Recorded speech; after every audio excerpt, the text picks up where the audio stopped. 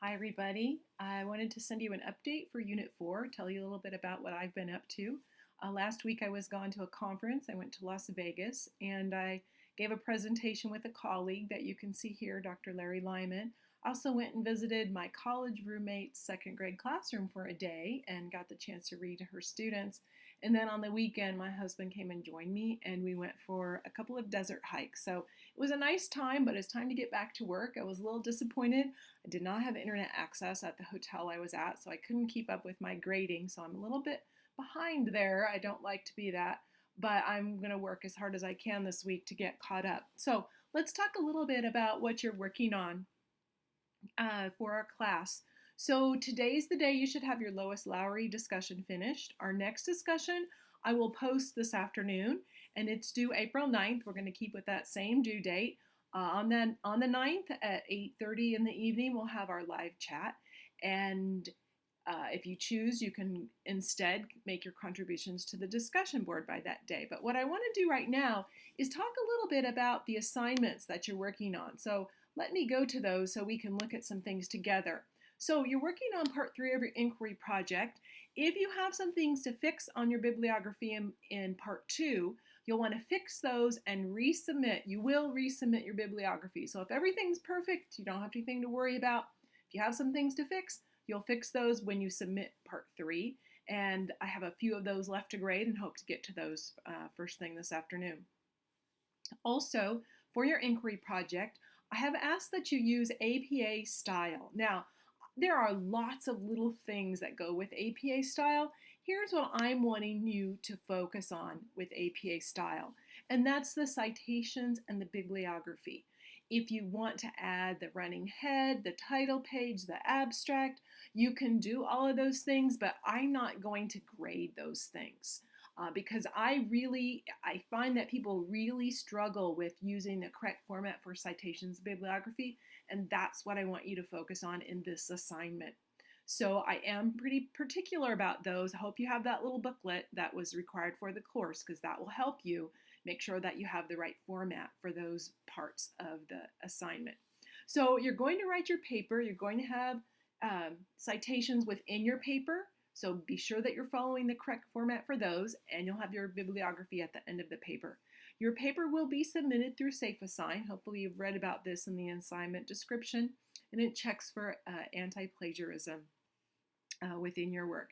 And then you can see here the rubric that goes with, I guess I can see my numbers are off here, part 3, 1, 3, and 4, but the third part of the assignment, and this is the expectations for that, the things that you should focus on in your writing. Be sure that you're using correct grammar, spelling, and punctuation. Those are all important, but also that if you're borrowing an idea from someone else, you're using a citation.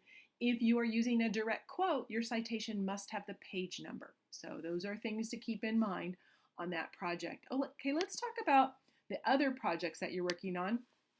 You're going to be creating a little strategies unit, and you are the beneficiary of some changes. And I can see that I made a mistake in this description.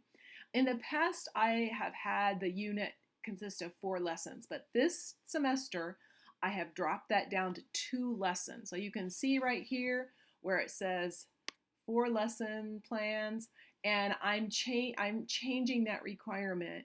And you'll see below that I have done that. I just missed it here to bring that down to 2 lesson plans for your strategies unit.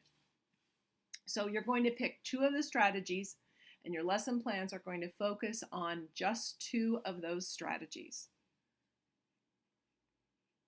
So down below, it gives you some ideas where you can go to find information for those strategies. And then here's a description of the lesson plan components. I'm really particular about this because I want to try to get in your brain and see what you're thinking about how to teach these strategies. And the only way I can do that is if I can read it in your lesson plan. So first, I want you to assume this is going to be the first time you've taught this strategy to your students. It might not be if you go on and actually teach this lesson, but for our purposes, it's the first time you taught the strategy. So your explanation needs to be for a beginner at your grade level. It needs to be clear, explicit, and you need to have that gradual release of responsibility that you read about in our book. So you're going to have that explicit explanation and the modeling and the guided practice so that students move into being able to use that strategy on your own. So obviously the purple parts are pretty important. Be sure to read those carefully as you're working on your two lesson plan. See, down here is where I changed it to 2, and I've missed doing that up above. So I'm glad I caught that today. I'm going to ask you to teach one of these lessons, or pretty close. You know, if you have to adjust the lesson a little bit for your students, that's fine. But I want you to teach a strategies lesson that is pretty close to what you planned. And I want you to write a reflection about how that lesson goes. And there's some descriptions here on what I want in that reflection. And then I want some evidence that you taught the lesson. So a sample of student work, a photograph of you teaching, a video of you teaching, whatever, any of those things are fine. Just some evidence that you taught the lesson with your students.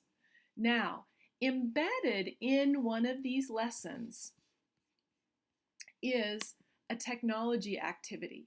And I saw today when I was looking that I hadn't posted this yet, so it is there now. So the technology activity asks you to ask your students how they are using the strategy and to collect their responses using some kind of technology. So there's two really purposes here, is that you're getting the students to think about their own strategy use, and then you're collecting what they're thinking using some kind of technology. So that could be as simple as, there's a list of things here. You could make an audio recording, a video recording. You could create a class blog or a website. You could have photographs of students, and those could be posted on a bulletin board with their verbal explanations typed and put next to their photographs. So it's really wide open what you can do here. But the focus here is not on having students use technology in your lesson.